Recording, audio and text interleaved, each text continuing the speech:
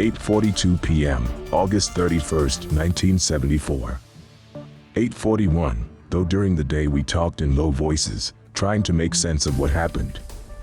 But no matter how much we discussed, the same question lingered. What could have overpowered two strong men and dragged them away without leaving a trace?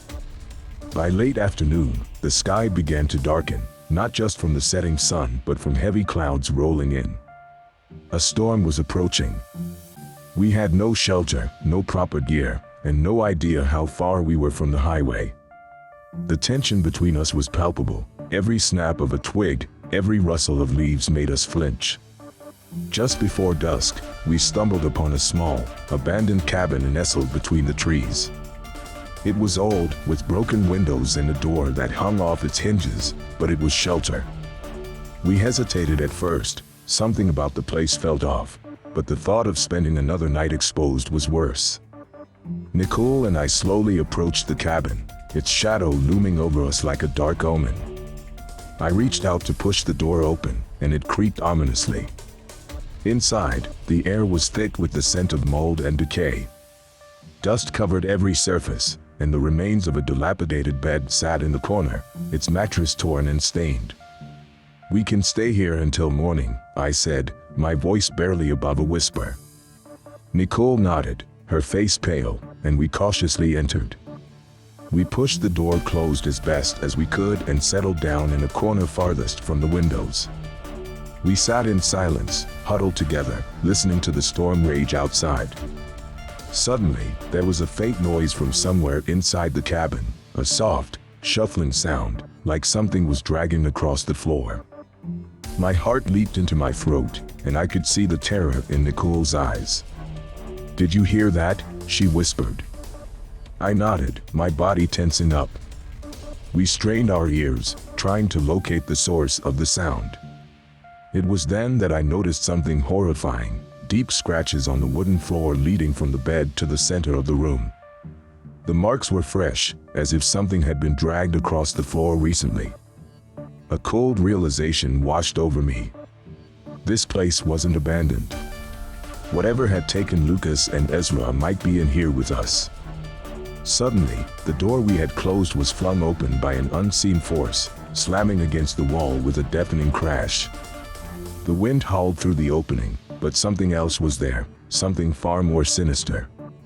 In the dim light of our flashlight, a shadowy figure stood in the doorway, its form twisted and grotesque.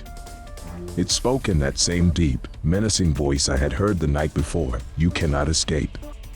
You will all be desecrated." Nicole screamed, and we bolted out of the cabin, the storm lashing at us as we ran into the forest, desperate to get away. I could hear the creature behind us, its heavy footsteps pounding the ground as it gave chase. My legs burned with exhaustion, and my feet, torn and bloodied, could barely carry me any further. But we couldn't stop. Not now. We ran until we reached the edge of a steep ravine. The creature's footsteps were getting louder, closing in on us. With no other choice, we slid down the side of the ravine, branches and rocks tearing at our skin as we tumbled down.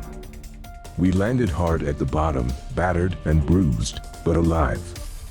For a moment, everything was silent. Then, in the distance, I heard the creature's roar, echoing through the forest. It was angry, but it didn't follow us down the ravine. "We need to keep moving," I said, trying to sound braver than I felt. Nicole nodded, her eyes wide with fear.